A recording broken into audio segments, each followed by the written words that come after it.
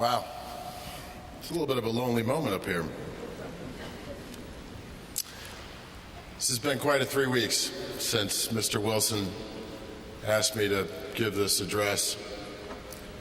It's been hard, it's been challenging.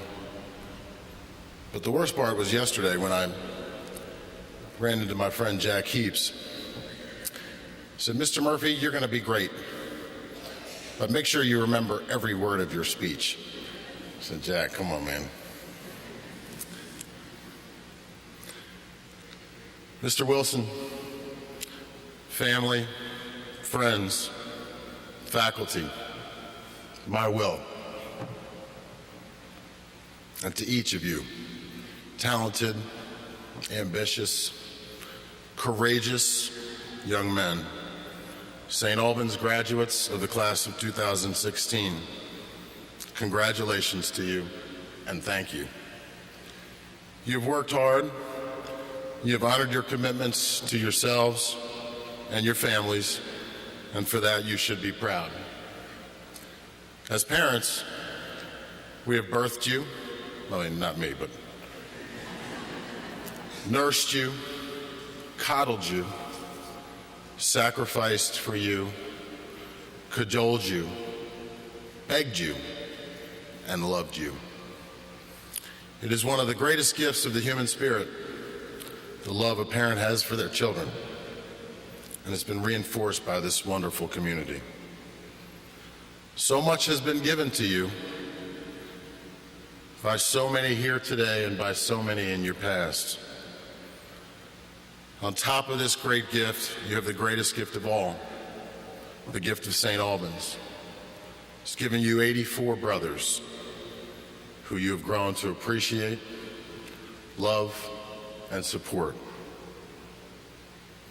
And if this gift of St. Albans is as truly special as we all think, it is in large part because you are a remarkable group of young men, a class special even for the close. I have been blessed to get to know so many of you over these past 4 years and to know your talents, your hearts, and your brilliance. And as I thought about what I was going to say to you today, I thought back on our many experiences together, both big and small. And I asked Mr. Wilson and Reverend Humphrey to share with me some of your writings from your Experiencing God class. And what a treasure that was. And don't worry, they took your names off. I was stunned by how insightful all of you are, but one of you summed it up perfectly to me. And I quote, "I like to think of my life in the most basic sense as a path. Although the cliche often bugs me, as I do not think one's actions or even purpose in life is predetermined, I believe that there is some truth behind the analogy. Life is the sum of all of one's actions. One may have great thoughts, great secrets, or even dreams that one thinks about. But in my opinion, one's life accumulates to be how one treats others and the impact they have on the world around them." When I read that, I thought to myself, wow. One of the greatest gifts you can give yourselves right here, right now, in this single, solitary, monumental moment in your life, is to decide without apology to commit to that path and to the journey and not to the outcome. The outcome will almost always fall short of your expectations, and if you're chasing that elusive, often deceptive goal, you're likely in for a very tough road. But as men of the world, you will arrive at a fixed destination. And now, as you look out into the world with the benefit of all of these great gifts, both those given to you and the one that you will give yourselves, I am here to ask you today, to beg you, to return those gifts to the world. Mr. Wilson's call to you to work to build a world where people everywhere may know justice, compassion, and peace can be your gift to all of us, and that special gift that you give to the world. I was recently surprised with a gift of my own from Liz Randall. And thank you, Liz, if you're here. It's a book called Our Kids. And it describes in painful detail, but with scientific precision, the death of the American dream, and specifically the lack of justice, compassion, and peace for an ever-growing group of our fellow citizens. And the book asks the same questions I think we all ask each other and of ourselves all of the time. How can we call ourselves a just society? And how can any of us feel truly special about who we are when so many suffer?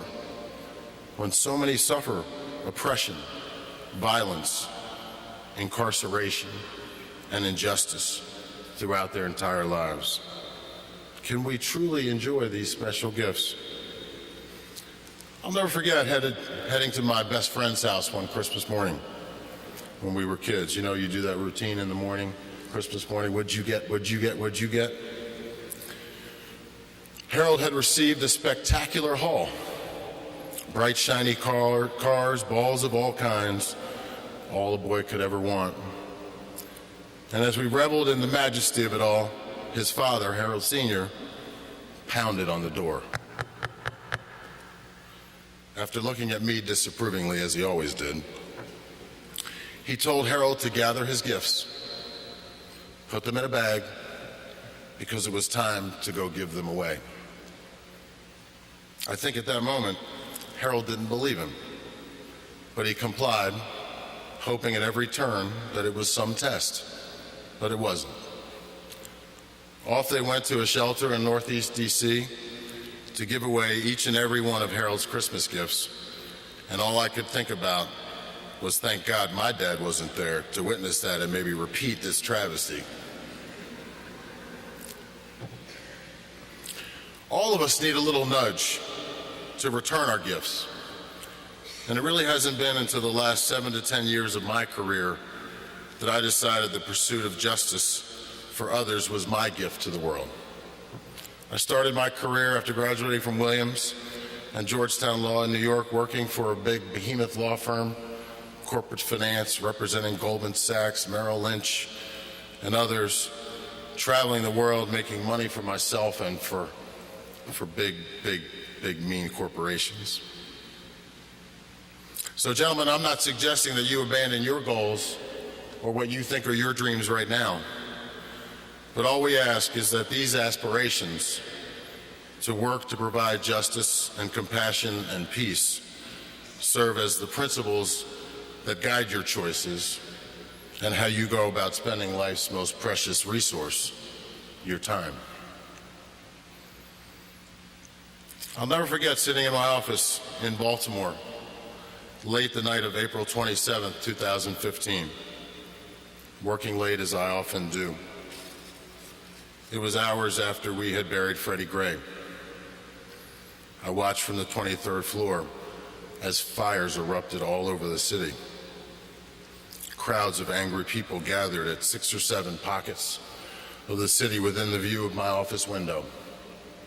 My phone was ringing off the hook, and finally a call from my father came through. We raced to New Shiloh Baptist Church, a refuge from the mayhem in Baltimore that night, to find thousands of people anxiously awaiting prayer and instruction as the fires burned around them. Reverend Dr. Harold Carter greeted us and rushed us into a room where the leaders of the Bloods, the Crips, and the Black Guerrilla families sat. Imagine that.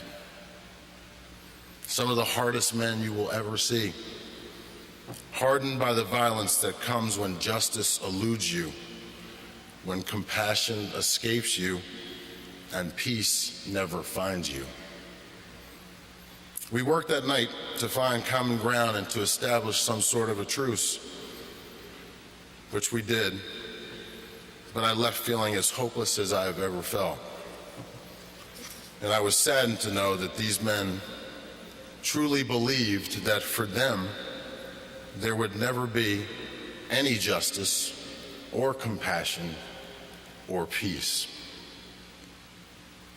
Imagine the world without the wonder and curiosity you felt as a child, and use that to draw on your compassion, to bring justice that isn't rooted in punishment, but whose underpinnings are love and forgiveness. Reject the skepticism and solace we find in notions of bad choices and personal accountability, and instead, in all cases, go with compassion and go with love. Your gifts will serve as a tipping point of other compassionate acts, and they will spread and they will multiply. I was recently with a client, a man who has become a friend. His name is Walter Lomax. Walter is 67 years old, African American, and was recently released from prison. He spent 40 years of his life there for a crime he did not commit. Imagine spending 40 years of your life in a maximum security prison, enduring isolation, despair, and brutality each and every day. When we walked out of court with Walter last year, after his case was finally dismissed, I was amazed that he was not bitter or angry, even though it took 39 years to get him justice. He was instead determined to give the gift of justice to others. The gift of justice that Walter received will now spread and multiply through his work. The world needs you, gentlemen.